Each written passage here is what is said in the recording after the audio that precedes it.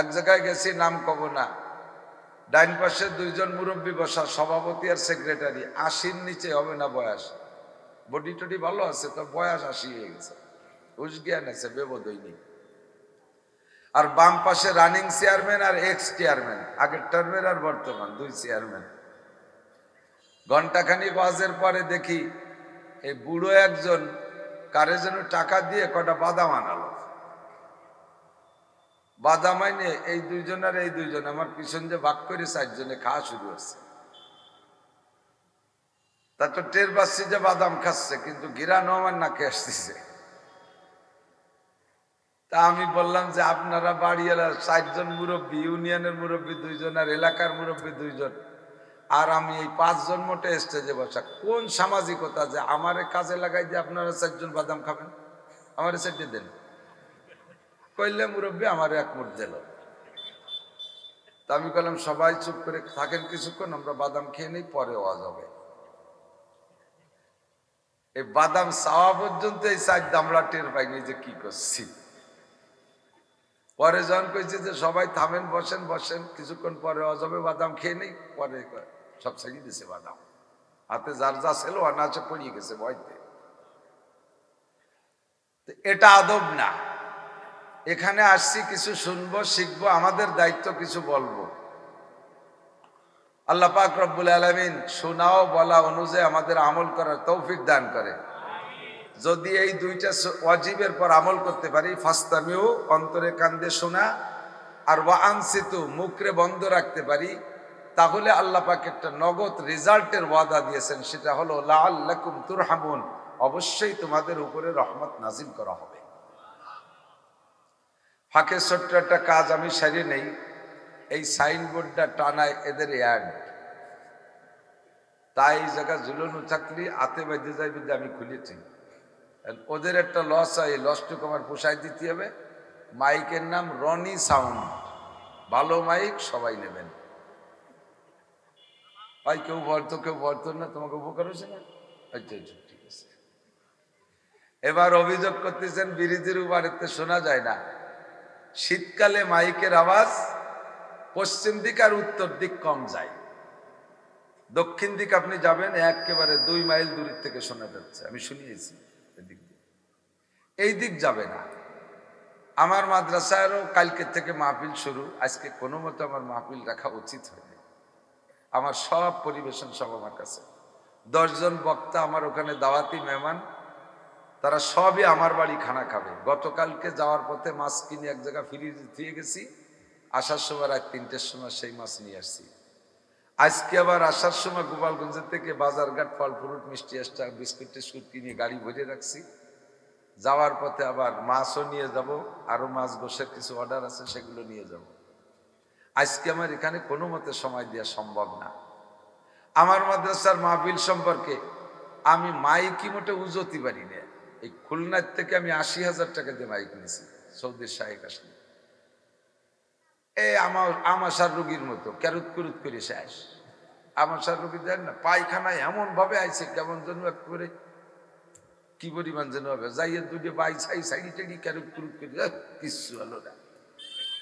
এই আমাশার রোগী হয়ে গেল মাইক, টাগুন একেবারে পানিতে গেছে। এরপরে আমাদের ফরিদপুর, গোপালগঞ্জ, বলমারি, আলফাডাঙ্গা, ভাঙ্গা মাঙ্গা দিয়ে যত ভালো মাইকে ওয়াজ করি, প্রত্যেক বছরে ভালোটা বাছাই করে আনি, ওই জায়গায় আসলে এই সমস্যা। এবার আপনাদের এই পাশের মাইক নিছি, ওরা সেট করতেছে, দেখি কি হয় কপাল। তবে হাসানের মাইক উত্তর দিক আর পশ্চিম দিকালেরা জীবন ভরে অভিযোগ করবে, এ পাশে গোপালগঞ্জে শোনা যায়। এটা হলো এই সমস্যা। কাজী এর কারণে মাইকের দোষ না, আমরা বক্তারা আওয়াজে টের পাই মাইক ভালো না মন্দ। এটা অনেক সুন্দর মাইক পাইছি, মাইক রনি সাউন্ড, সবাই নেবেন। আল্লাহ তাআলা তাদের ব্যবসা বাণিজ্যে বরকত দিক। তোমাকে সম্পর্কে যখন এত ভালো অ্যাড দিলাম, কামাই রোজগারের মাদ্রাসায় বছরের শেষে 1000-5 টাকা দিয়ে দিই, ওকে পক্ষে কলম কামাই হবে তো ইনশাআল্লাহ। আমরা ভালো বললে এটাই ওদের ব্যবসা। সংক্ষিপ্ত কথা হলো আমার দিক, সবাই খেয়াল করতেছেন তো? সবাই খেয়াল করতেছেন তো? খেয়াল কেন করবেন না? ওমালিয়া লা আবুদুল্লাযী ফাতারানি ওয়া ইলাইহি তুরজাউন। আমি ওয়াজ কেন শুনবো না? ওয়াজ তো শুনবো তার ওয়াজ। কোরআনে কারীম কার ওয়াজ? তো মুখে বলতে হবে কার ওয়াজ? কোরআন কি কোনো মানব রচিত? মুহাম্মদুর রাসূলুল্লাহ ঘরে বসে বসে নিজে নিজে বানাইছে নাই লাগছে? সাহাবায়ে কেরামরা উল্টো পাল্টা লিখে দিয়ে গেছে। সম্পূর্ণ কালামে বারি তাআলা লা রাইবা ফি, এর মধ্যে যাররা পরিমাণ সন্দেহের অবকাশ নেই। ওয়াইন কুনতুম ফি রাইবিম মিম্মা নাযালনা আলা আবদিনা, আল্লাহ চ্যালেঞ্জ করে বলছেন আমি আমার বান্দার উপরে যা নাজিল করেছি এর উপরে যদি তোমার রাইব হয়, সন্দেহ হয়, তাহলে ফাতু বিসূরাতিন মিন মিসলিহি, তোমরা বড় বড় পণ্ডিত আছো, বিজ্ঞানী অজ্ঞানী যারা আছো, আকাশে ওড়ো, বিমানে যাও, তোমরা মহাকাশ ভ্রমণ করো, মঙ্গল গ্রহে যাও, চাঁদের দেশে যাও, 6 মাইল মাটির নিচে কি আছে বলতে পারো, সাগরের তলদেশ দিয়ে তোমরা ট্রেন লাইন, বিমান লাইন, কত লাইন তোমরা বানাচ্ছ মাটির তল দিয়ে। এত বড় পণ্ডিত, সব পণ্ডিত মিলে এই 114টা সূরার ভিতরে সবচেয়ে ছোট্ট যে সূরাটা, ওইরকম একটা সূরা বানায় দেখাও। চ্যালেঞ্জ করেছে আল্লাহ। তৎকালীন বিশ্বের কাফের মুশরিকরা এই চ্যালেঞ্জ আজও পর্যন্ত মোকাবেলা করতে সক্ষম হয় না। আর পারবে বলে মনে হয়? বহু কিছু পারবা, এ জায়গা পারবা না কিছু। এটা বহুত বড় বেকায়দা।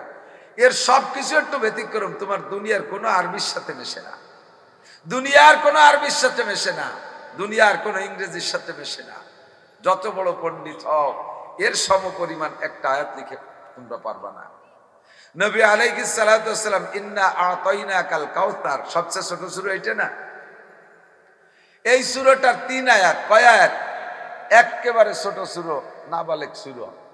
ইন্না আতাইনাকাল কাউসার, এই ছোট সূরাটা কাবা ঘরের গায়ে লাগাইয়া ঝুলাইয়া থুয়ে দেছে। ফাতু বিসূরাতিন মিন মিসলিহি, কমপক্ষে একটুক একটা সূরা বানায় দেখাও।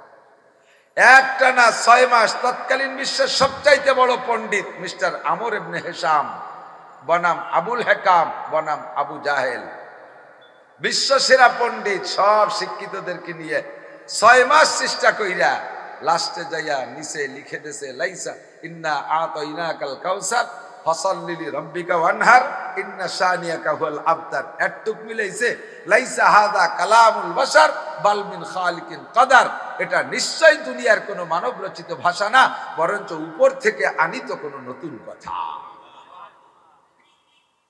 এর আগে আর এক সূরার সমপরিমাণ একটা সূরা বানাইয়া পরে নিজেরাই লজ্জাতে তা টানাতি দেয়নি আবু জাহেল।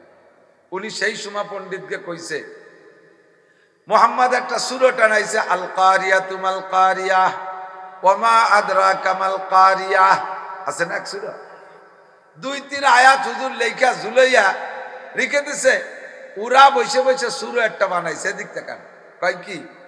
হুজুর বানাইছে আল কারিয়াতু মাল কারিয়াহ ওয়া মা আদরাকা মাল কারিয়াহ ইয়াওমা ইয়াকুনুন নাসু কাল ফারাশিল মাবসুস ওয়া তাকুনুল জিবালু কাল ইহনিল মানফুস, যে কথাগুলো জীবনেও কোনোদিন শুনে নাই।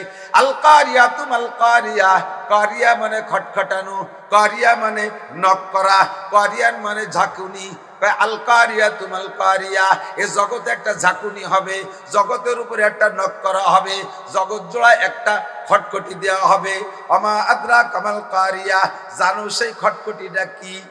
সেই খটখটিটা হলো ইয়াউমা ইয়াকুনুন নাসু কাল ফারাশিল মাবসুস, এই বিছানাগুলো যেমন বিছাইছেন, তৎকালীন মানুষ যারা জগতে থাকবে ওই শব্দটা শুনে সব মানুষ পাটি বিছানোর মতো বিছায়া যাইবে।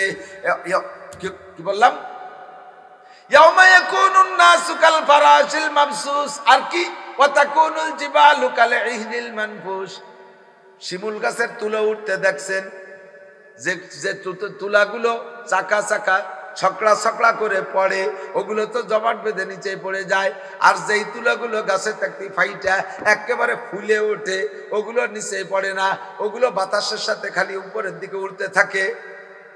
হ্যাঁ, ইহনিল মানফুস। অথবা ধুলোবালি উড়লে যেই উড়ন্ত ধুলো পাতলা পাতলা, ওটা কোনো কিছুতে ঠেকানো যায় না, ওইগুলো যেমন উড়বে। আল্লাহু আকবার। ওয়া তাকুনুল জিবালু কাল ইহনিল মানফুস, এই কথাগুলো আবু জাহেলের বাপও কোনোদিন শুনে নাই, আরে 14 গোষ্ঠী কেউ কোনোদিন শুনে নাই। এমন একটা কথা হুজুর জুলাই দিয়েছে, আল কারিয়াতু মাল কারিয়াহ ওয়া মা আদরাকা মাল কারিয়াহ। এই সূরা জুলাই দেওয়ার পরে আবু জাহেল তার পণ্ডিতদেরকে লাগাই দিয়েছে। মুহাম্মদ চ্যালেঞ্জ করছে এরকম সূরা বানানো বলে যাবে না। তাহলে তোমরা কিসের পণ্ডিত হইলে যদি একটু না বানাইতে পারো?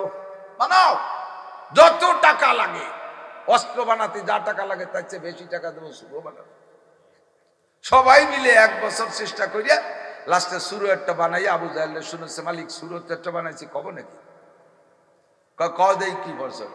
আল ফিলু মাল ফিল আমা আদ্রা কামাল ফিল জিসমুহু তবিল ওয়া জামবুহু কলিল। সুরো বানাইছি। আবু জাহেল কয় মানে কি? কয় যে আল ফিলু মাল ফিল, হাতি চেনো তোমরা হাতি? আমা আদ্রা কামাল ফিল, হাতি সম্পর্কে কোনো এলেম আছে?